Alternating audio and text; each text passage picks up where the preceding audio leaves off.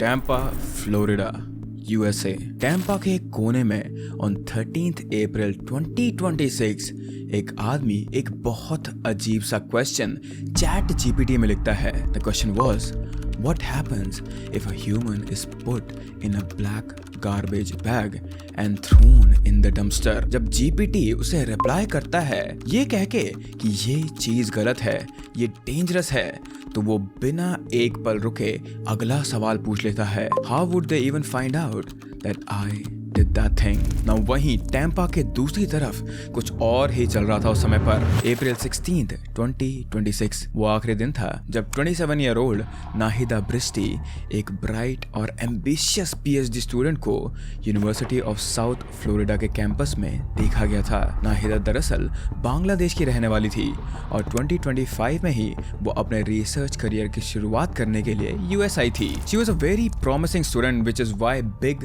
Things were expected from her. लेकिन 16 अप्रैल को उसका अचानक से गायब हो जाना एक बहुत ही अजीब सी चीज थी क्योंकि she was a very socially involved person. Now Nahida की एब्सेंस सबसे पहले उसके एक फ्रेंड ने नोटिस करी। नाहिदा ने उसी दिन शाम को अपनी फ्रेंड के साथ एक मीटिंग प्लान करी थी, लेकिन जब नाहिदा शाम को उससे मिलने नहीं आई तब उसकी फ्रेंड को चिंता होने लगी क्योंकि नाहिदा ऐसा कभी भी नहीं करती थी। अगर उसे मीट कैंसिल करनी भी होती थी तो वो एटलीस्ट उसे कॉल या टेक्स्ट पर इन्फॉर्म जरूर करती, लेकिन अब भी सिचुएशन ऐसी थी कि उसके फ्रेंड के कॉल्स और टेक्स्ट का भी वो कोई रिस्पॉन्स नहीं दे रही थी। नाहिदा इस पॉइंट पे बिल्कुल साइलेंट हो चुकी थी, उसका फोन बंद हो चुका था और एक तरीके से नाहिदा का वजूद ही गायब हो चुका था। नाउ जब भी कोई इंसान गायब होता है तो सबसे पहला रिस्पॉन्स किसी भी इंसान का यही होता है या फिर आसपास के लोगों का यही होता है कि उस इंसान या फिर औरत को कांटेक्ट किया जाए जो कि मिसिंग पर्सन के सबसे ज्यादा करीब हो। एंड इन दिस केस अगर नाहिदा के सबसे ज्यादा करीब कोई था तो वो था जामिल लिमोन। जामिल भी नाहिदा की तरह ही सेम यूनिवर्सिटी से पीएचडी परस्यू कर रहा था। जामिल भी ओरिजिनली बांग्लादेश का ही रहने वाला था। वो दोनों काफी समय से एक दूसरे के काफी करीब थे, उनकी फैमिली और फ्रेंड्स भी एक दूसरे को अच्छी तरह से जानते थे। सो इफ एनीबडी न्यू कि नाहिदा अचानक से कहां गायब हो गई है तो it had to be Jamil. लेकिन जब उसे कांटेक्ट करने की कोशिश की गई तब सबको एक और बड़ा झटका लगा क्योंकि जामिल का भी कोई अता पता नहीं चल रहा था, उसका भी फोन अनरीचेबल था और अब ये केस और भी ज्यादा कंफ्यूजिंग हो गया था। ऑन द सरफेस ये एक टिपिकल क्राइम ऑफ पैशन वाला केस लगता है क्योंकि it involves two people who are in love. It sounds like a case we all have heard before, लेकिन इस केस की जो सच्चाई है वो इतनी ज्यादा अनएक्सपेक्टेड और इतनी ज्यादा डिस्टर्बिंग है कि उसे सुनकर आपके रोंगटे खड़े हो जाएंगे। और एक क्वेश्चन है जिसके मैं क्लूज आप लोगों को देते रहूंगा और वो ये है कि आखिर ये चैट जीपीटी वाला इंसान था कौन। This is USF double case.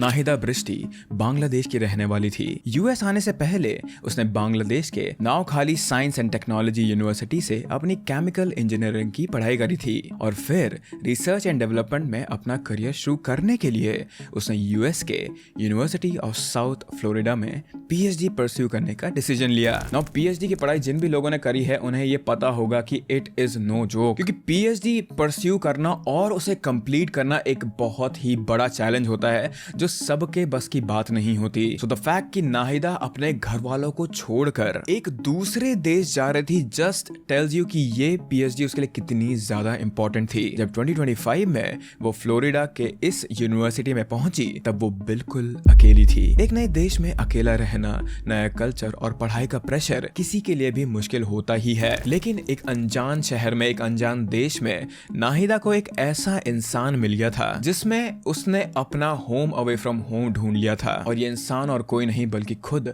Jamil निमोन था। जामिल भी नाहिदा की तरह बांग्लादेश का ही रहने वाला था और वो नाहिदा के यूएसएफ ज्वाइन करने के पहले से ही वहां खुद पीएचडी परस्यू कर रहा था। अनलाइक नाहिदा, वो इंजीनियरिंग नहीं बल्कि ज्योग्राफी एंड एनवायरमेंटल स्टडीज में पीएचडी कर रहा था। और क्योंकि both of them they came from the same background, वो सेम कल्चर में पले बड़े थे, वो सेम लैंग्वेज बोलते थे, इसीलिए उन दोनों को क्लोज आने में बिल्कुल भी टाइम नहीं लगा। हर बीतते दिन के साथ नाहिदा और जामिल की दोस्ती गहरी होती जा रही थी। According to Jamil's brother in Bangladesh, Jamil अक्सर अपने घर में नाहिदा के बारे में बात किया करता था। He used to tell his family कि नाहिदा एक बहुत ही अच्छी और टैलेंटेड लड़की थी। जामिल कभी भी नाहिदा के तारीफों के पुल बांधने से नहीं थकता था कि कैसे वो काफी अच्छा गाना गाती है या फिर वो कितना टेस्टी खाना बनाती है।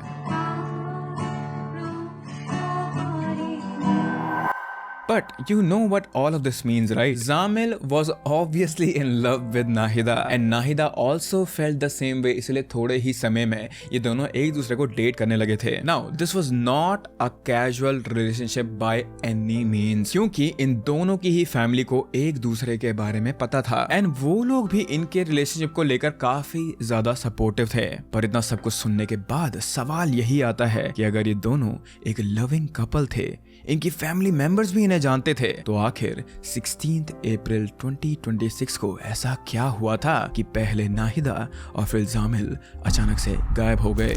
नाहिदा के गायब होने के पीछे का रीजन चाहे जो भी हो, उसके पीछे जामिल का हाथ पक्का था, क्योंकि not only was he the closest to her, but Nahida के डिसअपीयरेंस के बाद से ही जामिल काफी ज्यादा सस्पिशियसली गायब हो चुका था। ऑन 17 अप्रैल पुलिस अथॉरिटीज इस केस में इन्वॉल्व हो गए और उन्होंने सबसे पहले नाहिदा के वर्क प्लेस की तलाशी ली, जो कि यूनिवर्सिटी कैंपस में ही लोकेटेड थी। वहां उन्हें नाहिदा के बिलोंगिंग्स मिले, जैसे कि उसका लंच बॉक्स, उसका आईपैड और उसका मैकबुक। और ये सारी की सारी चीजें देखकर पुलिस वालों को तो यही लग रहा था कि नाहिदा अगले दिन वहां अपने वर्क प्लेस में वापस आने वाली थी, क्योंकि ऑब्वियसली बात थी कि कोई अपना लंच बॉक्स आखिर, अपना मैकबुक आखिर अपने वर्क प्लेस में छोड़कर क्यों जाएगा। And this also proves this thing कि नाहिदा के साथ 16 अप्रैल को कुछ अनएक्सपेक्टेड हुआ था, कुछ ऐसा जो कि उसके यूजुअल रूटीन से बाहर का था। लेकिन अभी भी पुलिस वाले पूरी की पूरी पिक्चर को लेके, पूरी की पूरी नाहिदा की सिचुएशन को लेके काफी ज्यादा कंफ्यूज थे। इसीलिए नेक्स्ट वो लोग जामिल के अपार्टमेंट की तलाशी लेने वाले थे। जामिल दरअसल यूनिवर्सिटी कैंपस के बाहर एवलॉन हाइट्स नाम की एक लोकेलिटी में रहता था and he wasn't living there alone, क्योंकि उसी अपार्टमेंट में उसके साथ 2 और लोग रहते थे। इसलिए पुलिस वर श्योर कि जामिल के अपार्टमेंट से उन्हें कुछ ना कुछ क्लू तो जरूर मिलेगा इस केस के बारे में। तो जब पुलिस वहां पहुंची और उसके दोनों रूममेट से पूछताछ की गई, तब पुलिस को एक बहुत ही ज्यादा डिस्टर्बिंग डिटेल के बारे में पता चला। जामिल के one of the roommates Rashid ने उन्हें बताया कि 16 अप्रैल की शाम को उसने उनके 3rd रूममेट हिशाम अबुगरबिये था, उसे अपने रूम से भारी भरकम कार्डबोर्ड के बॉक्सेस को कार्ट में भरकर बाहर निकलते हुए देखा था, जिसे बाद में जाकर उसने अपार्टमेंट के बाहर रखे ट्रैश कंपार्टमेंट में फेंक दिया था। Now why was this such an important detail? ये जानने के लिए हमें ये समझना बहुत जरूरी है कि ये हिसाम अबुगारबे किस तरह का इंसान था। Hisam was a 26 year old guy जो कि उस सेम यूनिवर्सिटी में पढ़ा करता था जिसमें जामिल और नाहिदा पीएचडी परस्यू कर रहे थे। आई एम सेइंग पढ़ा करता था क्योंकि 2023 में कुछ रीजंस के कारण उसे अपनी पढ़ाई बीच में ही छोड़नी पड़ी थी। Now before shifting into this Avalon Heights वाला अपार्टमेंट, हिसाम अपनी फैमिली के साथ एक ही घर में रहा करता था। हिसाम अपने घर का बड़ा बेटा था and he had 1 younger brother. उसकी फैमिली के अकॉर्डिंग हिसाम हमेशा एक काफी सपोर्टिव और हेल्पफुल एल्डेस्ट सन रहा था इस फैमिली का, और उसे जानने वाले लोग उसे कूल गाय कहकर डिस्क्राइब करते थे। लेकिन ऑल ऑफ दिस चेंज जब हिसाम ने यूएसएफ में बैचलर्स ऑफ मैनेजमेंट की पढ़ाई करना शुरू किया। यूनिवर्सिटी में एनरोल होने के सीधा बाद ही हिसाम के बिहेवियर में उसके परिवार वालों को या फिर उसके आसपास के लोगों को काफी सारे चेंजेस नजर आने लगे थे, और दिन बर दिन उसके अंदर हो रही ये चेंजेस और भी ज्यादा अग्रेसिव हो रहे थे। फैमिली वालों का ये कहना था, एंड आई कोट, कि ये सब कुछ हिसाम के अंदर आना तब शुरू हुआ जब वो बैड इन्फ्लुएंस में आकर कैनबिस और मैरिजुआना मैरिजुआना स्मोक करने लगा था। Now you would argue this thing, और my friends who consume this green they would argue this thing कि मैरिजुआना तो दुनिया में काफी सारे लोग कंज्यूम करते हैं, but not all of them they go crazy, right? But फिर हिसाम के अंदर ऐसा क्या हुआ कि मैरिजुआना फूकने के बाद उसके अंदर इतने सारे ड्रास्टिक चेंजेस आने लगे थे। अब इसका एग्जैक्ट रीजन बता पाना थोड़ा मुश्किल है, बट अकॉर्डिंग टू रिसर्च कुछ इंडिविजुअल्स में जेनेटिक फैक्टर्स के कारण ऐसे चेंजेस ऑब्जर्व हो सकते हैं, और यहाँ तक कि फ्रीक्वेंट एक्सट्रीम डोसेस में मैरिजुआना कंज्यूम करना भी एक रीजन इस चीज के पीछे हो सकता है। But whatever the reason was, Hisam के अंदर जो सैनिटी थी वो दिन बर दिन खत्म होती जा रही थी, and one day he reached his breaking point. In May 2023 उसके खुद के फैमिली मेंबर्स ने उसके खिलाफ मिसडिमीनर बैटरी के चार्जेस प्रेस किए थे। यस, तुमने सही सुना ये चीज, उसकी खुद की फैमिली ने ये किया था, क्योंकि उनका कहना था कि हिसाम ने अपनी मदर और अपने यंगर ब्रदर के ऊपर हाथ उठाया था, and they were not lying, क्योंकि जब पुलिस उसे अरेस्ट करने आई तब वो बहुत ही ज्यादा अनस्टेबल बिहेव कर रहा था। According to his younger brother, Hisam को सीरियस मेंटल इश्यूज थे। वो बीच रात में अचानक से चिल्लाने लगता था कि ही इज गॉड और सारे लोगों को उसके सामने सर झुकाना चाहिए। सो हिसाम की फैमिली उसके इस अजीब बिहेवियर से काफी समय से पुट अप कर रहे थे, but finally they had enough जब उसने घर में वायलेंस दिखाना शुरू कर दिया था। नव जब पुलिस डेप्यूटीज उसे ले जाने लगे तो बार बार उन्हें यही कह रहा था कि I was acting in self defence, और उसके छोटे भाई ने ही उसे पहले धमकी दी थी, इसीलिए उसने ये सब कुछ करा था। So in his head he did not do anything wrong, और उसके अंदर कोई भी रिमोर्स या गिल्ट की फीलिंग नहीं आई थी after hitting his own mother and brother. Normally arrest होने के बाद उसे जेल हो जाती, लेकिन ऐसा अनफॉर्चुनेटली नहीं हो पाया, क्योंकि हिसाम की फैमिली के पास प्रोसिक्यूशन के लिए पैसे ही नहीं थे, इसीलिए उसे जेल में ना भेजकर सब्सटेंस अब्यूज के लिए ऑब्जर्वेशन में रखा गया था। लेकिन इसका कुछ खास फायदा हुआ नहीं, क्योंकि कुछ ही महीनों बाद इन सितंबर 2023 उसके ऊपर चोरी और बैटरी के चार्जेस भी लगे थे, क्योंकि वो किसी के घर में जबरदस्ती घुस गया था, वो भी तब जब वो लोग घर में नहीं थे। तो वंस अगेन वो अरेस्ट हुआ, लेकिन इस बार उसे थोड़े ज्यादा कॉन्सिक्वेंसेस झेलने पड़े थे, क्योंकि ये ज्यादा बड़े चार्जेस थे और अब वो कोई रेगुलर ऑफेंडर नहीं था। उसे अगले 1 साल के लिए एक डाइवर्जन प्रोग्राम में रखा जाने वाला था, जिसे कंप्लीट करने के बाद उस पर लगे सारे चार्जेस ड्रॉप होने वाले थे। A diversion programme is basically like a second chance जो कोर्ट एलिजिबल क्रिमिनल्स को देता है टू प्रूव कि वो अपने आप को चेंज कर सकते हैं, एक अच्छे इंसान बन सकते हैं। सो नाउ यू नो कि हिसाम को 2023 में अपना कॉलेज की पढ़ाई क्यों ड्रॉप करनी पड़ी थी। इसीलिए मैंने इस केस की शुरुआत में ही कहा था कि मैं तुम्हें बीच बीच में हिंट देता रहूंगा ताकि तुम लोग खुद ही ये केस सॉल्व कर लो। नाउ पूरे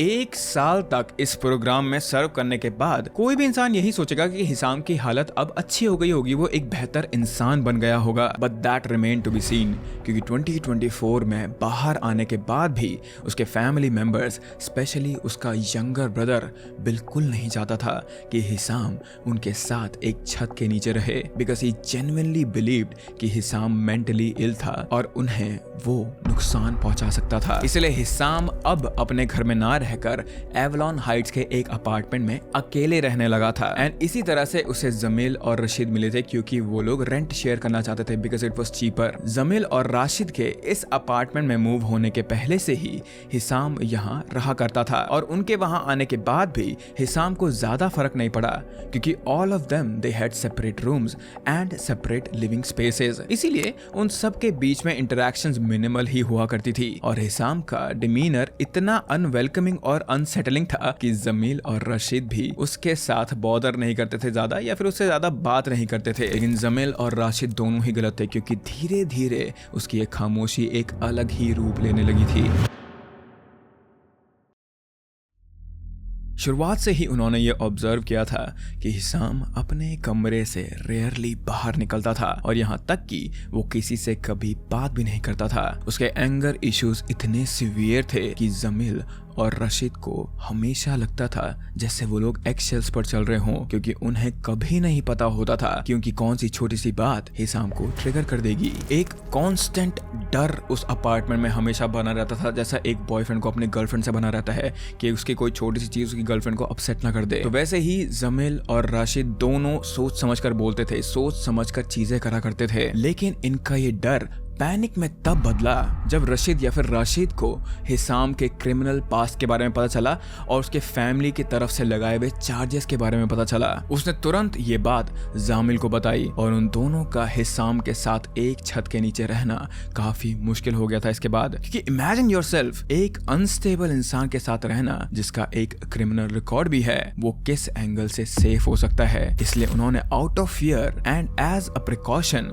एवलॉन हाइट्स के मैनेजमेंट के पास हिसाम के अगेंस्ट एक ऑफिशियल कंप्लेंट फाइल कर दी थी। अब कंप्लेंट होने के बाद तुम लोग ये सोचोगे कि जो ये अपार्टमेंट वाले थे वो हिसाम के अगेंस्ट एक स्ट्रिक्ट एक्शन लेंगे क्योंकि ये काफी ज्यादा सीरियस एक्यूजेशन थे, लेकिन 2 हफ्ते बीत गए थे और कोई भी एक्शन नहीं लिया गया था यहाँ पर। सबसे ज्यादा इंपॉर्टेंट चीज यहाँ पर ये थी मेरे हिसाब से कि क्या हिसाम को ये चीज पता थी कि नहीं पता थी कि उसके रूममेट्स उसके पीठ पीछे चुगली कर रहे हैं या फिर उसकी कंप्लेंट अपार्टमेंट ओनर से कर रहे हैं। Well we don't know for sure, it is best to assume this thing कि ये बात उसे पता चल गई थी, क्योंकि आगे जो उसने करा उसके पीछे और कोई एक्सप्लेनेशन है ही नहीं except the fact that he was a very violent mentally unstable person. Now इतना सब कुछ सुनने और हिसाम के बारे में जानने के बाद 16 अप्रैल के दिन जो कुछ भी हुआ था वो कुछ अलग ही सेंस बनाता है। अब इनिशियली जब नाहिदा और जामिल के डिसअपीयरेंस के बारे में मैंने आपको बताया था तब आई एम प्रिटी श्योर आप में से कई लोगों को ये लगा होगा कि एक टिपिकल बॉयफ्रेंड गर्लफ्रेंड वाला केस है, पर हिसाम के पिक्चर में आते ही जामिल और नाहिदा की डिसअपीयरेंस के पीछे की कहानी कुछ और ही रंग ले लेती है। एंड जब पुलिस फाइनली एक वारंट के साथ एवलॉन हाइट्स वाले अपार्टमेंट की तलाशी लेने आई तब उन्हें ऐसे अनडिनाइबल प्रूफ्स मिले जिससे इस केस का रुख पूरी तरीके से बदल गया था। नाउ इफ यू रिमेंबर, जब पुलिस वालों ने जामिल के रूममेट राशिद से बात करी थी तब उसने पुलिस वालों को हिसाम के बिहेवियर के बारे में इन्फॉर्म करा था, जिसमें वो 16th की रात को अपने रूम से भारी भरकम बॉक्सेस ले जाकर बाहर कंपार्टमेंट से बाहर फेंक रहा था। इसलिए ऑन 23 अप्रैल पुलिस ने सबसे पहले उस ट्रैश कंपार्टमेंट को खोला और उसमें से उन्हें बहुत ही ज्यादा डिस्टर्बिंग चीजें मिली। उन्हें जामिल के ग्लासेस, उसका वॉलेट और उसका यूएसएफ स्टूडेंट आईडी भी मिला। सिर्फ इतना ही नहीं, वहां पर उसकी शर्ट भी मिली जिसपे खून लगा था और वो जगह जगह से फटी हुई भी थी। And it was the same shirt जिसे पहनकर वो आखिरी बार देखा गया था कॉलेज कैंपस में। और इस शर्ट पर खून लगे होने का मतलब सिर्फ यही था कि जामिल सिर्फ मिसिंग ही नहीं था बल्कि something was seriously wrong with him.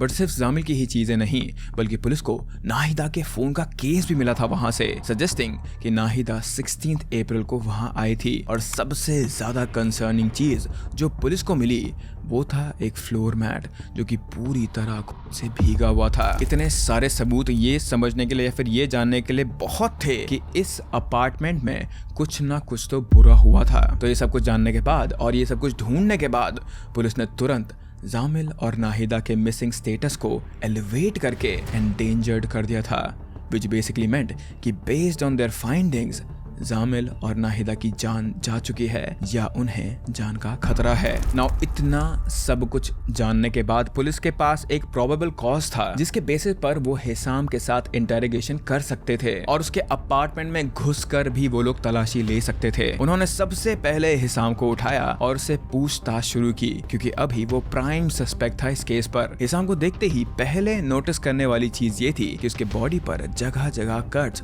और ब्रूजेस के निशान थे और उसकी left pinky finger heavily bandage थी।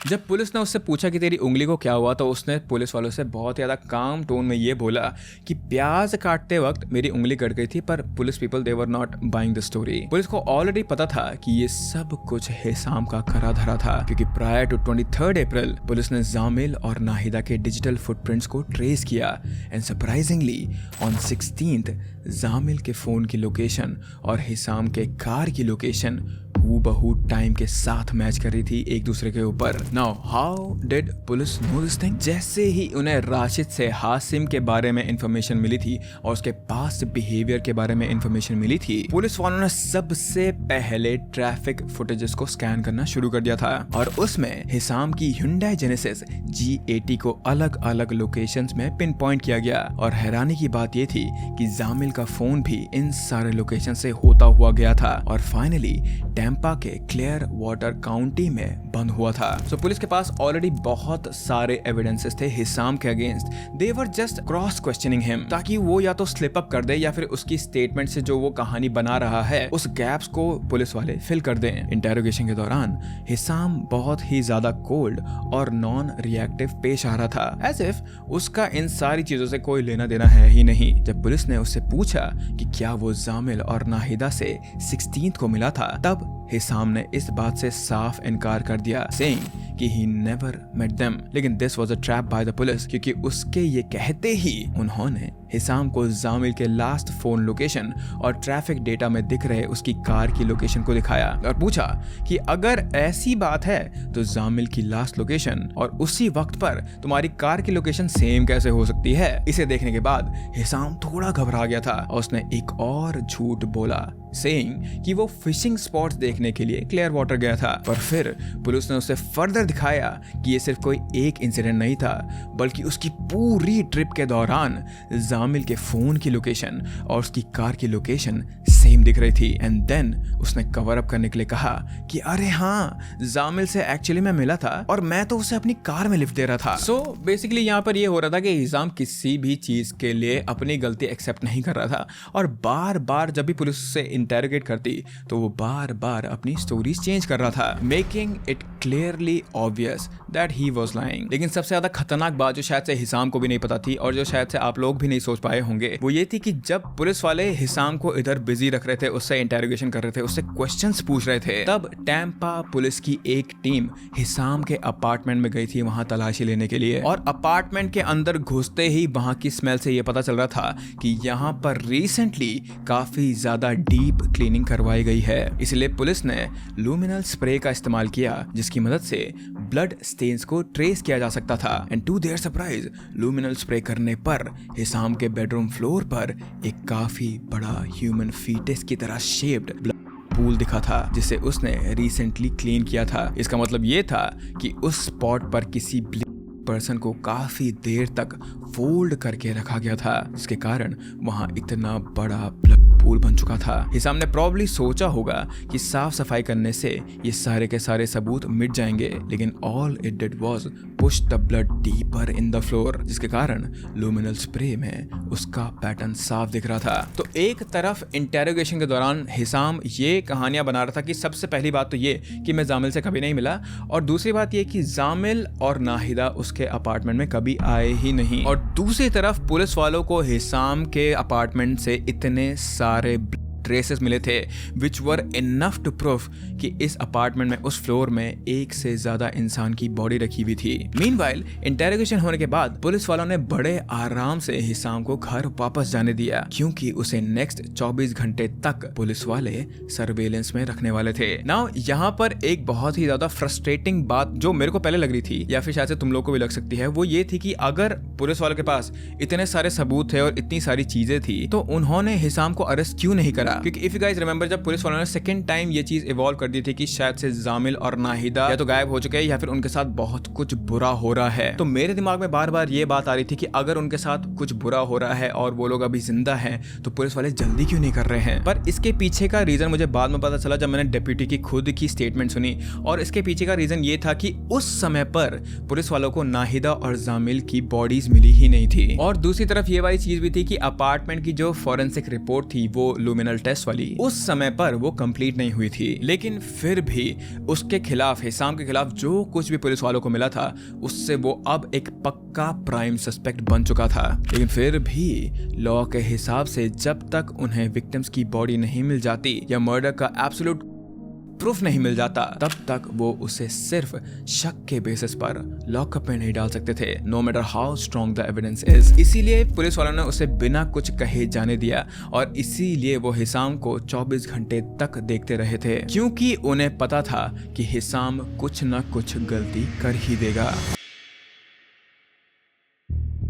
एट दिस पॉइंट पुलिस के पास वो सारे क्लूज थे जिसकी मदद से वो जामिल और नाहिदा को ट्रैक कर सकते थे। उन्होंने जब जीपीएस पे हिसाम के एग्जैक्ट पाथ को देखा जो उसने उस दिन अपनी गाड़ी में ट्रैवल किया था, तब उन्होंने नोटिस किया कि हिसाम हार्वर्ड फ्रैंकलिन नाम के ब्रिज की ओर गया था और फिर दोबारा उसी ब्रिज से वापस आया था। और इस ही डिटेल की मदद से जामिल और नाहिदा की सर्च को हार्वर्ड फ्रैंकलिन ब्रिज के एरिया पे नैरो किया गया था। ऑन 24 अप्रैल सुबह के 6 बजे पुलिस उसी ब्रिज के पास पहुंची और उन्होंने तलाशी शुरू की। सुबह सुबह ब्रिज के आसपास सिर्फ पानी ही पानी था, इसीलिए पुलिस की डाइवर्स की टीम पानी के अंदर जाकर उन्हें ढूंढने लगी। रिमेंबर कि जामिल और नाहिदा को गायब हुए 1 हफ्ते से ऊपर हो चुका था और इतने दिनों में उनकी बॉडी के साथ क्या हुआ होगा ये बता पाना बहुत मुश्किल था। बेसिकली पुलिस के डाइवर्स अंधेरे में तीर चला रहे थे, होपिंग कि उन्हें कुछ मिल जाए। कुछ घंटों तक ये सर्च चलता रहा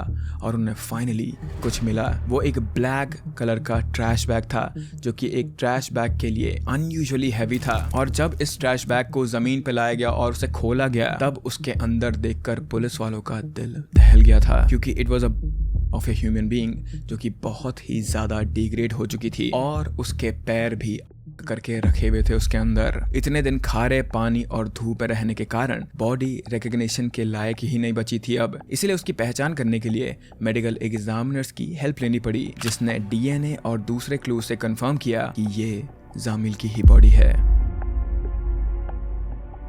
उसकी बॉडी की हालत बहुत ज्यादा खराब थी। उसके बॉडी के ऊपर मल्टीपल चोटें थी और एक चोट उसके लिवर पे भी थी, जिसकी वजह से उसकी मौत होने का कारण उस समय पर बताया जा रहा था। लेकिन सबसे ज्यादा डिस्टर्बिंग बात यह थी कि उसके दोनों पैर ऑलमोस्ट अपने से अलग हो गए थे, प्रोबेबली इसलिए ताकि उन्हें इस बैग के अंदर ढंग से बंद किया जा सके। ये चीज कंफर्म होते ही जामिल के close friends and family members को उसकी डेथ के बारे में इन्फॉर्म किया गया। And I don't need to tell you guys कि उसकी फैमिली को ये जानकर कैसा लग रहा था। उन्होंने कितने सपनों के साथ अपने बेटे को पढ़ाई करने के लिए यूएस भेजा होगा, थिंकिंग कि उसे एक अच्छा एनवायरनमेंट मिलेगा, एक अच्छी एजुकेशन मिलेगी।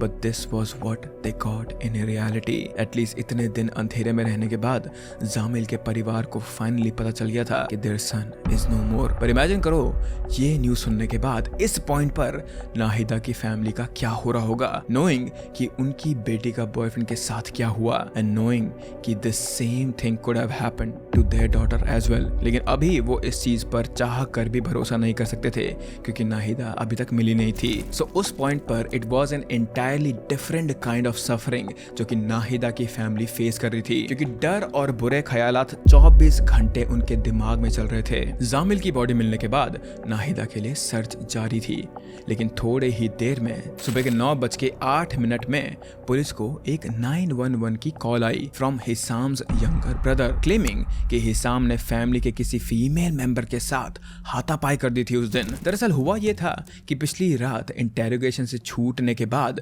हिसाम वापस एवलॉन हाइट्स नहीं गया था, बल्कि अपने फैमिली वाले घर चला गया था जो कि लट्स फ्लोरिडा में सिचुएटेड था। The reason for this 911 call was so weird. According to his brother, Hisam अचानक सुबह घर आया और उसके भाई के मना करने के बाद भी वो जबरदस्ती घर के अंदर चला गया। थोड़ी देर बाद फैमिली की सबसे छोटी बेटी यानी हिसाम की यंगर सिस्टर जब लिविंग रूम में आई तो उसने वहां हिसाम को पाया जो कि सिर्फ और सिर्फ एक टॉवल पहनकर लेटा हुआ वहां पर वीडियो गेम्स खेल रहा था। And what he did next was so disgusting, क्योंकि उसने अपनी ही सिस्टर को अप्रोच करा, उसे करने की कोशिश करी और उसके साथ जबरदस्ती करने की कोशिश भी करी। He did that to his own sister। लेकिन somehow उसकी बहन ने अपने आप को हिसाम से दूर करा। वो भाग के अपने रूम में गई और उसने अंदर से दरवाजा लॉक कर दिया था। So this was the entire reason for this call and at this point police had everything they needed to arrest this guy।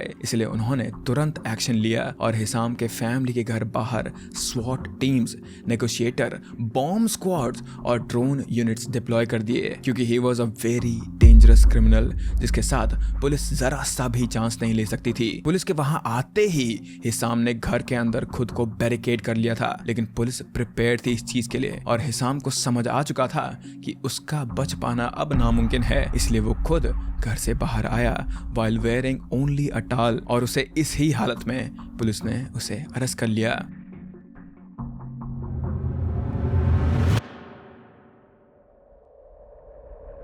So sadly Jamil जा चुका था और फाइनली अब हिसाम भी अरेस्ट हो चुका था। But the biggest question was कि आखिर नाहिदा कहाँ थी अभी भी। पुलिस ने 2 दिनों तक नाहिदा को उसी एरिया में ढूंढने की बहुत कोशिश करी, लेकिन दे हैड 0 सक्सेस। पर ऑन 26 अप्रैल पुलिस को एक फिशरमैन का फोन आया और उसने उन्हें एक और हैवी ड्यूटी ट्रैश बैग के बारे में बताया जो कि उसके फिशिंग लाइन में फंस गया था। जब पुलिस सीन पर पहुंची और उस बैग को खोला गया तो उसके अंदर और कोई नहीं बल्कि एक फीमेल की डिकम्पोजिंग थी। इस बॉडी के कपड़ों को देखकर और उसके डेंटल रिकॉर्ड्स के थ्रू आइडेंटिफाई किया गया कि ये अनफॉर्चुनेटली नाहिदा की थी। फाइनली या फिर सैडली कह लो, नाहिदा की फैमिली को भी उनकी बेटी के फेथ के बारे में पता चल गया था और इस चीज से उनकी सफरिंग कोई कम नहीं हुई। It just change the taste. अपनी बेटी को लेकर उनकी बेचैनी दूर हो गई थी, लेकिन उसे खोने का गम अब बहुत ही ज्यादा जोर से उनके अंदर आ गया था। दोनों विक्टिम्स की फैमिली काफी ज्यादा दुख में थे,